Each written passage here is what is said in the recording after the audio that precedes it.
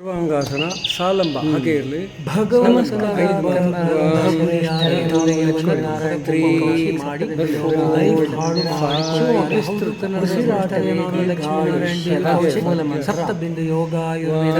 ಹಠಯೋಗವೇ ನಮ್ಮ ಸಕ್ಕರೆ ಕಾಯಿಲೆಯನ್ನು ತಹಬಂದಿಗೆ ತರುತ್ತದೆ. ಅಂದರೆ ಸಕ್ಕರೆ ಕಾಯಿಲೆಯ ಲೆವೆಲನ್ನು ಕಡಿಮೆ ಮಾಡಬಹುದು, ಸಕ್ಕರೆ ಕಾಯಿಲೆಯ ತೊಂದರೆಯನ್ನು ಪೂರ ನಿರ್ನಾಮ ಮಾಡಬಹುದು. ಹಾಗಾದರೆ ಸಕ್ಕರೆ ಕಾಯಿಲೆಯಿಂದ ಬಳಲುವ ನಾವುಗಳು ಹಠಯೋಗ ಮಾಡಬೇಕು ಅಂತೀರಾ? ಹೌದು, ಮಾಡಲೇಬೇಕು. ಕನ್ನಡದ ಶ್ರೇಷ್ಠರೇ, ನಾನು ಲಕ್ಷ್ಮೀನಾರಾಯಣ್ ಬಿ ವಿ ಕೌಶಿಕ್, ಸಪ್ತಬಿಂದು ಯೋಗ ಮಂದಿರ, ಶಿವಮೊಗ್ಗ. ಹಾಗಾದರೆ ಹಠಯೋಗ ಅಂದರೆ ಏನು? ಹಠ ಹಿಡಿದು ಮಾಡುವ ಯೋಗವೇ? ಖಂಡಿತವಾಗಿ ಅಲ್ಲ. ಹಾಗಾದರೆ ಏನು ಅದು? ಹಠಯೋಗ ಅಂದರೆ ಏನು? ಈ ಹಠಯೋಗವು ವಿಶ್ವವನ್ನು ಆವರಿಸಿದ ಸೂರ್ಯ ಮತ್ತು ಚಂದ್ರರಿಗೆ ಸಂಬಂಧಪಟ್ಟದ್ದು ಆಗಿದೆ. ಅದ್ಭುತ ಅಲ್ವಾ? ಈ ಯೋಗಕ್ಕೂ ಸೂರ್ಯಚಂದ್ರರಿಗೂ ಏನು ಕನೆಕ್ಷನ್, ಏನು ಸಂಬಂಧ? ಸೂರ್ಯಚಂದ್ರರಿಗೂ ನಮ್ಮ ಮೂಗು ಎನ್ನುವ ಇಂದ್ರಿಯಕ್ಕೂ ನೇರ ಸಂಬಂಧವಿದೆ. ಸೂರ್ಯಚಂದ್ರರು ಆ ಇಬ್ಬರು ಪ್ರತ್ಯಕ್ಷ ದೇವತೆಗಳ ಪ್ರಸಾದವನ್ನು ನಮ್ಮ ಉಸಿರಾಟವೇ ನಮಗೆ ಹೇಗೆ ನೀಡುತ್ತೆ ಅನ್ನೋದನ್ನು ಈಗ ಗಮನಿಸೋಣ. ನಮ್ಮ ಮೂಗಿನ ಬಲಹೊಳ್ಳೆಯು ಸೂರ್ಯನನ್ನು ಸೂಚಿಸುತ್ತೆ. ನಮ್ಮ ಮೂಗಿನ ಎಡದ ಹೊಳ್ಳೆಗೆ ಲೆಫ್ಟ್ ನೋಸ್ಟ್ರಿಲ್ಸ್ ಚಂದ್ರನನ್ನು ಮ್ಯಾನಿಫೆಸ್ಟ್ ಮಾಡುತ್ತೆ. ವಿಚಿತ್ರ ಅಲ್ವಾ? ಹೌದು ಸನ್ಮಿತ್ರರೇ, ಅದು ಹೇಗೆ ಅಂತ ಹೇಳ್ತೀನಿ. ಅದೇ ನಮ್ಮ ಉಸಿರಾಟ. ನಾವು ಉಸಿರನ್ನು ತೆಗೆದುಕೊಳ್ಳುವಾಗ ಎರಡು ಹೊಳ್ಳೆಗಳಿಂದ ಗಾಳಿಯನ್ನು ಸೆಳೆದುಕೊಳ್ತೀವಿ ಅಲ್ವಾ? ಉಸಿರು ಬಿಡುವಾಗ ಎರಡು ಹೊಳ್ಳೆಗಳಿಂದ ಗಾಳಿಯನ್ನು ಹೊರಕ್ಕೆ ತಳ್ಳುತ್ತೇವೆ ಅಲ್ವಾ? ಈಗ ವಿಷಯಕ್ಕೆ ಬರೋಣ. ಅದು ಅಂತಿಂತಹ ವಿಷಯ ಅಲ್ಲ ಸ್ನೇಹಿತರೆ. ಕವಿ ಶ್ರೀ ಗೋಪಾಲಕೃಷ್ಣ ಅಡಿಗ ಅವರು ಹೇಳುವಂತೆ, ಬಾಳ ಗಂಗೆಯ ಮಹಾಪೂರದೊಳು ಸಾವಿನೊಂದು ವೇಣಿ. ನಾವು ಹುಟ್ಟಿನಿಂದ ಸಾವಿನವರೆಗೂ ಉಸಿರಾಡುತ್ತಲೇ ಇರ್ತೇವೆ. ಇಸ್ ಇಟ್ ರೈಟ್ ಸನ್ಮಿತ್ರರೇ? ಈಗ ಸೂರ್ಯಚಂದ್ರರೊಡನೆ ನಾವು ಉಸಿರಾಡೋದನ್ನು ಗಮನಿಸೋಣ. ಇದನ್ನು ನಾವು ನಮ್ಮ ಯೋಗದ ಸಿದ್ಧಾಂತವನ್ನಾಗಿ ಮಾಡಿಕೊಳ್ಳಬಹುದು. ಅದು ಹೇಗೆ? ಬಲಹೊಳ್ಳೆಯ ಉಸಿರಾಟ ಸ್ವಲ್ಪ ಉಷ್ಣ ಸಹಿತವಾಗಿರುತ್ತೆ. ಹಾಗೆ ಎಡದ ಹೊಳ್ಳೆಯ ಉಸಿರಾಟ ಬಲಹೊಳ್ಳೆಯದಕ್ಕಿಂತ ಸ್ವಲ್ಪ ತಣ್ಣನೆಯ ಅನುಭವವನ್ನು ನೀಡುತ್ತದೆ. ಸಂಸ್ಕೃತ ಭಾಷೆಯಲ್ಲಿ ಹ ಎಂದರೆ ಸೂರ್ಯ, ಠ ಎಂದರೆ ಚಂದ್ರ. ಅಂದರೆ ಅಲ್ಲಿಗೆ ಬಲಹೊಳ್ಳೆ ಹಾ ನಾಡಿ, ಎಡಹೊಳ್ಳೆ ಠ ನಾಡಿ, ಬಲಹೊಳ್ಳೆ ಸೂರ್ಯನಾಡಿ, ಎಡಹೊಳ್ಳೆ ಚಂದ್ರನಾಡಿ. ಹಾಗೆ ಬಲಹೊಳ್ಳೆ ಇಡಾನಾಡಿ, ಎಡಹೊಳ್ಳೆ ಪಿಂಗಳನಾಡಿ, ಬಲಹೊಳ್ಳೆ ಉಷ್ಣನಾಡಿ, ಎಡಹೊಳ್ಳೆ ಶೀತನಾಡಿ. ಈಗ ಇವುಗಳನ್ನು ನಾವೇ ಸಿದ್ಧ ಮಾಡಿಕೊಳ್ಳಬಹುದು. ಎಡಹೊಳ್ಳೆಯನ್ನು ಮುಚ್ಚಿಕೊಂಡು ಬಲಹೊಳ್ಳೆಗೆ ಬೆರಳನ್ನು ಇಟ್ಟುಕೊಂಡು ಉಸಿರನ್ನು ಬಿಡಿ. ಹಾಗೆಯೇ ಬಲಹೊಳ್ಳೆಯನ್ನು ಮುಚ್ಚಿಕೊಂಡು ಎಡಹೊಳ್ಳೆಗೆ ಬೆರಳನ್ನು ಇಟ್ಟುಕೊಂಡು ಉಸಿರು ಬಿಡಿ. ಎರಡು ಹೊಳ್ಳೆಗಳ ಉಸಿರಿನ ಉಷ್ಣತೆಯನ್ನು ಗಮನಿಸಿ. ಎಡಹೊಳ್ಳೆಯ ಉಸಿರಿಗಿಂತ ಬಲಹೊಳ್ಳೆಯ ಉಸಿರು ಸ್ವಲ್ಪ ಉಷ್ಣತೆಯಲ್ಲಿ ಅಧಿಕವಾಗಿರುತ್ತೆ. ಎಡಹೊಳ್ಳೆಯ ಉಸಿರು ಬಲಹೊಳ್ಳೆಯ ಉಸಿರಿಗಿಂತ ಸ್ವಲ್ಪ ಉಷ್ಣತೆಯಲ್ಲಿ ಕಡಿಮೆ ಇರುತ್ತೆ. ಅಂದರೆ ನಮ್ಮ ಎರಡು ಹೊಳ್ಳೆಯ ಮೂಲಕದ ಉಸಿರಾಟವು ನಮ್ಮ ಶರೀರವನ್ನು ಶೀತ ಮತ್ತು ಉಷ್ಣತೆಯನ್ನು ಸಮಶೀತೋಷ್ಣವನ್ನಾಗಿ ಮಾಡಿ ಕಾಪಾಡುತ್ತಲೇ ಇರುತ್ತದೆ ಯಾವಾಗಲೂ. ಹಾಗೆಯೇ ದೇವರು ನಿರ್ಮಿಸಿದ ಅನುಸ್ಥಾಪಿಸಿದ ಈ ವ್ಯವಸ್ಥೆಯನ್ನು ನಾವೇ ಹಾಳು ಮಾಡಿಕೊಳ್ಳುತ್ತಾ ಇರುತ್ತೇವೆ ಯಾವಾಗಲೂ ಅಲ್ವಾ? ಹೇಗೆ ಅಂದರೆ ನಮ್ಮ ಉಸಿರಾಟದ ಮೇಲೆ ನಮ್ಮ ಗಮನವಿಲ್ಲದೆ ನಾಯಿಗಳಿಂದ ಉಸಿರಾಡ್ತೇವೆ ಕೆಲವು ಸಲ. ಅಂದರೆ ಸಿಟ್ಟು ಬಂದಾಗ. ಹಾಗೆ ಅತಿಯಾದ ಸಿಟ್ಟು ಮಾಡಿಕೊಂಡ್ರೆ ಏನಾಗುತ್ತೆ ಗೊತ್ತೇನೋ ನಿಮಗೆ? ಆ ಸಿಟ್ಟು ನಮ್ಮ ಈಗೋ ಅನ್ನು ಹೆಚ್ಚಿಸುತ್ತೆ, ನಮ್ಮ ಅಹಂಕಾರವನ್ನು ಹೆಚ್ಚಿಸುತ್ತೆ, ನಾವೇ ದೊಡ್ಡವರು ಅನ್ನಿಸುತ್ತೆ. ಅತ್ಯಲ್ಪ ಮನಸ್ತಾಪಗಳಿಗೂ ನಾವೇ ಗೆದ್ದೆವು ಅನ್ನಿಸುತ್ತೆ. ಜೀವನದುದ್ದಕ್ಕೂ ಬದಲಾಗುವ ಪರಿಸ್ಥಿತಿಗಳೇ ಇದಕ್ಕೆ ಕಾರಣವಾಗುತ್ತೆ. ಆದರೆ ಇದರಿಂದ ಅತ್ಯಂತ ಗಂಭೀರವಾದ ಆರೋಗ್ಯ ವಿರೋಧವಾದ ಅನಾರೋಗ್ಯದ ವಿಷಯ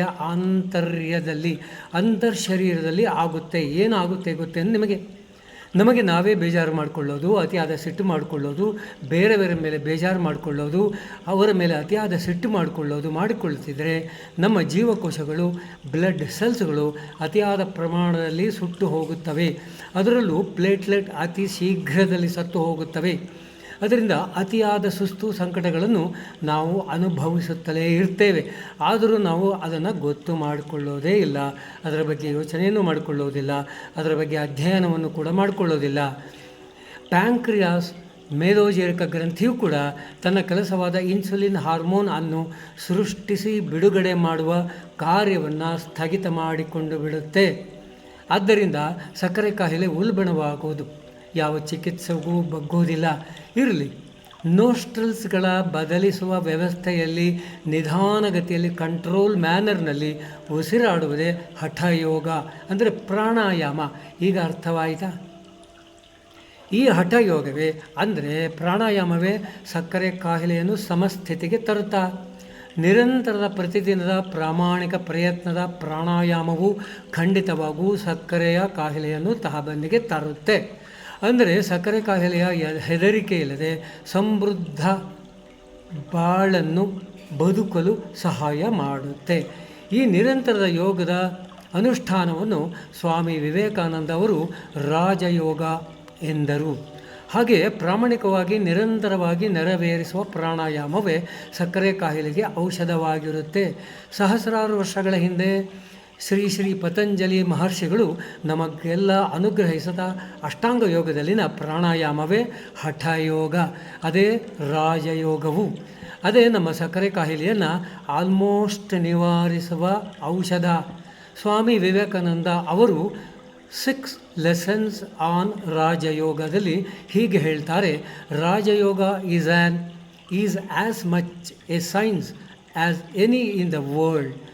it is an analysis of the mind gathering the fact of the super sensuous world and so building up the spiritual world. ಅಂದರೆ ಅಲ್ಲಿಗೇನಾಯಿತು? ಪ್ರಾಣಾಯಾಮವು ಪಾರಮಾರ್ಥಿಕದಲ್ಲಿ ನಮ್ಮ ಮನಸ್ಸಿನ ಕೊಂಡಿಯನ್ನು ಹೊಂದಿಸಿ ಅತೀಂದ್ರಿಯ ಅನುಭವವನ್ನು ಸ್ವಲ್ಪವಾಗಿ ಪರಿಶೇಚನ ಮಾಡಿಸುತ್ತಾ ನಮ್ಮ ಮನಸ್ಸನ್ನು ಶುಭ್ರ ಸಮಾಧಾನವಾಗಿರುವಂತೆ ಇಟ್ಟುಕೊಳ್ಳುತ್ತದೆ. ಈ ಶುಭ್ರ ಸಮಾಧಾನತೆಯ ಮನಸ್ಸೇ ಶರೀರದ ಸೂಕ್ಷ್ಮಾತಿ ಸೂಕ್ಷ್ಮ ಅಂಗಾಂಗಗಳಾದ ಪ್ಯಾಂಕ್ರಿಯಾಸ್ ಅಥವಾ ಮೇದೋಜೀರಕ ಗ್ರಂಥಿಯೊಂದಿಗೆ ಅನುಸಂಧಾನ ಮಾಡಿಕೊಂಡು ಇನ್ಸುಲಿನ್ ಅಥವಾ ಜೀವೋತ್ಕರ್ಷ ರಸ ಅದನ್ನು ಉತ್ಪಾದಿಸುವಂತೆ ಹಾಗೂ ಆ ಇನ್ಸುಲಿನ್ ಅನ್ನು ಶರೀರದ ಎಲ್ಲ ಜೀವಕೋಶಗಳು ಸಮರ್ಪಕವಾಗಿ ಹೀರಿಕೊಳ್ಳುವಂತೆ ಮಾಡಿ ರಕ್ತದಲ್ಲಿ ಉಳಿಯುವ ಬ್ಲಡ್ ಶುಗರನ್ನು ಕಡಿಮೆಗೊಳಿಸಲು ಬಹಳ ಸಹಾಯ ಮಾಡುತ್ತೆ. ಅಂದರೆ ಶುಗರ್ ಲೆವೆಲ್ ಕಡಿಮೆ ಆಗಬಹುದು ಮತ್ತು ಶುಗರ್ನ ಯಾವ ತೊಂದರೆಗಳು ಮನಸ್ಸಿಗೆ ತಗುಲದಂತೆ ಮಾಡಿ ಶರೀರಕ್ಕೆ ಸ್ವಾಸ್ಥ್ಯವನ್ನು ತಂದು ಕೊಡುತ್ತೆ. ಕಳೆದ ನನ್ನ ಸಂಚಿಕೆಯಲ್ಲಿ ಎಷ್ಟು ತರಹದ ಅತ್ಯಂತ ಭವ್ಯವಾದ ಪ್ರಾಣಾಯಾಮಗಳು ಇವೆ ಅಂತ ಹೇಳಿದ್ದೆ. ಹಾಗೂ ನಮ್ಮ ಸಪ್ತಬಿಂದು ಯೋಗ ಮಂದಿರದಲ್ಲಿ ಅವುಗಳನ್ನು ನಮ್ಮ ಯೋಗಾರ್ಥಿಗಳಿಗೆ ಅಷ್ಟೂ ಪ್ರಾಣಾಯಾಮಗಳನ್ನು ಕಲಿಸಿಕೊಡುತ್ತಿದ್ದೇವೆ ಕೂಡ. ಈ ಪ್ರಾಣಾಯಾಮಗಳು ಯಾವುವು ಅಂತ ತಿಳ್ಕೊಳ್ಳೋ ಹಂಬಲವಿದ್ದರೆ ದಯವಿಟ್ಟು ಲೈಕ್ ಮಾಡಿ, ಕಾಮೆಂಟ್ ಮಾಡಿ. ಕಾಮೆಂಟ್ ಬಾಕ್ಸ್ನಲ್ಲಿ ನಿಮ್ಮ ಡೌಟ್ಗಳನ್ನು ಹಾಕಿ. ತಮಗೆ ಎಲ್ಲ ಆರೋಗ್ಯ ಸಂಬಂಧಿತ ವಿಷಯಗಳನ್ನು ನಿಮ್ಮೊಂದಿಗೆ ಹಂಚಿಕೊಳ್ತೇನೆ ಮುಂದಿನ ಸಂಚಿಕೆಗಳಲ್ಲಿ. ನಿಮ್ಮ ಪ್ರಾಣಾಯಾಮಗಳ ನೆರವೇರಿಕೆಯು ನಿಮ್ಮ ಶರೀರದಲ್ಲಿ ಯಾವ ಸೂಕ್ಷ್ಮಾತಿ ಸೂಕ್ಷ್ಮ ಅಂಗಾಂಗಗಳು ಉನ್ಮೀಲಗೊಳಿಸಿ ಅವುಗಳ ಕಾರ್ಯಕ್ಷಮತೆಯನ್ನು ಹೇಗೆ ಅಧಿಕಗೊಳಿಸುತ್ತದೆ ಅನ್ನೋದನ್ನು ಕೂಡ ಹೇಳ್ತೇನೆ. ನನ್ನ ಸಂಚಿಕೆಗಳನ್ನು ಲೈಕ್ ಮಾಡಿ, ಕಾಮೆಂಟ್ ಮಾಡಿ, ಶೇರ್ ಮಾಡಿ. ಸಾಮಾನ್ಯವಾಗಿ ಹಲವರದ್ದು ಒಂದೇ ನಿಶ್ಚಯವಿರುತ್ತೆ, ಒಂದೇ ಅನುಮಾನವಿರುತ್ತೆ, ಒಂದೇ ಸಂಶಯವಿರುತ್ತೆ, ಒಂದೇ ಅವರ ಮನಸ್ಥಿತಿಯೂ ಇರುತ್ತೆ. ಅದು ಏನಂದರೆ ಸಕ್ಕರೆ ಕಾಯಿಲೆ ಇದ್ದವರಲ್ಲಿ ಇನ್ಸುಲಿನ್ ಉತ್ಪಾದನೆ ಆಗೋಲ್ಲ ಅಂತ. ಈಗ ನೋಡಿ, ಕಫ ಉತ್ಪತ್ತಿ ಆಗ್ತಾನೇ ಇರುತ್ತೆ, ಇಲ್ಲಿ ಜೊಲ್ಲು ರಸ ಉತ್ಪತ್ತಿ ಆಗ್ತಾನೇ ಇರುತ್ತೆ ಬಾಯಿಯಲ್ಲಿ, ಬೈಲ್ ಜ್ಯೂಸ್ ಉತ್ಪತ್ತಿ ಆಗ್ತಾನೇ ಇರುತ್ತೆ ಗಾಲ್ ಬ್ಲಾಡರ್ನಲ್ಲಿ, ಧಾತು ಅಂದರೆ ಸ್ಪರ್ಮ್ ಉತ್ಪತ್ತಿ ಆಗುತ್ತಲೇ ಇರುತ್ತದೆ ವೃಷಣದಲ್ಲಿ, ಹೌದಾ? ಹಾಗೆ ಇನ್ಸುಲಿನ್ ಕೂಡ ಉತ್ಪತ್ತಿ ಆಗ್ತಾನೇ ಇರುತ್ತೆ. ಡಯಾಬಿಟಿಸ್ ಇದ್ದವರಲ್ಲಿ ಕಡಿಮೆ ಪ್ರಮಾಣದಲ್ಲಿ ಆಗಬಹುದೇನೋ, ಇದಂತೂ ಖಂಡಿತ. ಯೋಗದಿಂದ ಅಂದರೆ ಯೋಗಾಸನಗಳು ಪ್ರಾಣಾಯಾಮಗಳ ನೆರವೇರಿಕೆಯಿಂದ ಇನ್ಸುಲಿನ್ನಲ್ಲಿ ಅಧಿಕ ಪ್ರಮಾಣದಲ್ಲಿ ಉತ್ಪತ್ತಿಯಾಗಿ ಪ್ರತಿ ಜೀವಕೋಶಗಳಿಗೆ ಉಣಬಡಿಸುತ್ತೆ. ಹಾಗೆಯೇ ಸರಿ ಪ್ರಮಾಣದಲ್ಲಿ ಉತ್ಪತ್ತಿಯಾಗಿ ಸರಿ ಪ್ರಮಾಣವಾಗಿ ಪ್ರತಿಯೊಂದು ಜೀವಕೋಶಗಳಿಗೆ ಉಣಬಡಿಸುತ್ತೆ. ಇದೇ ಯೋಗ. ಈಗ ನಮ್ಮ ಸಪ್ತಬಿಂದು ಯೋಗ ಮಂದಿರದಲ್ಲಿ ನಮ್ಮ ಯೋಗಾರ್ಥಿಗಳು ಮಾಡುವ ನಾಡಿ ಶುದ್ಧಿ ಪ್ರಾಣಾಯಾಮದ ವಿಡಿಯೋವನ್ನು ನಿಮಗಾಗಿ ಸಲ್ಲಿಸುತ್ತಿದ್ದೇನೆ. ನೋಡಿಕೊಳ್ಳಿ, ಮಾಡಿಕೊಳ್ಳಿ. ಸಕ್ಕರೆ ಕಾಯಿಲೆಯ ತೊಂದರೆ ಇದ್ದವರು ಆ ತೊಂದರೆಯಿಂದ ದೂರವಿದ್ದು ಆರೋಗ್ಯವಾಗಿರಿ. ಸಾರ್ಥಕ ಜೀವನವನ್ನು ನಡೆಸಿಕೊಳ್ಳಿ. ನಮಸ್ಕಾರ. ಶುದ್ಧಿ ಪ್ರಾಣಾಯಾಮ. ಬೆನ್ನು ನೇರ, ಮುಚ್ಚಿದ ಕಣ್ಣು ಮುಚ್ಚಿರಲಿ. ಸಹಜವಾಗಿ ಉಸಿರಾಡಿ. ಉಸಿರಷ್ಟು ಹೊರಗೆ ಬಿಟ್ಬಿಡಿ. ಇನ್ಹೈಲ್ 8 1 2 3 4 5 6 7 8. ಹೋಲ್ಡ್ 4 1 2 3 4. ಎಕ್ಸೈಲ್ 8 1 2 3 4 5 6 7 8. ಹೋಲ್ಡ್ 4 1 2 3 4. ಪೂರಕ 8 1 2 3 4 5 6 7 8. ಅಂತರ್ಕುಂಭಕ 4 1 2 3 4. ರೇಚಕ 8 1 2 3 4 5 6 7 8. ಬಹಿರ್ಕುಂಭಕ 4 1 2 3 4. ಇದು ಒಂದು ರೌಂಡ್ ಆಗುತ್ತೆ. ಇಂಥ ರೌಂಡ್ಗಳನ್ನು, ಇಂಥ ಆವರ್ತಗಳನ್ನು ಎಷ್ಟು ಬೇಕಾದರೂ ಮಾಡಿಕೊಳ್ಬೋದು.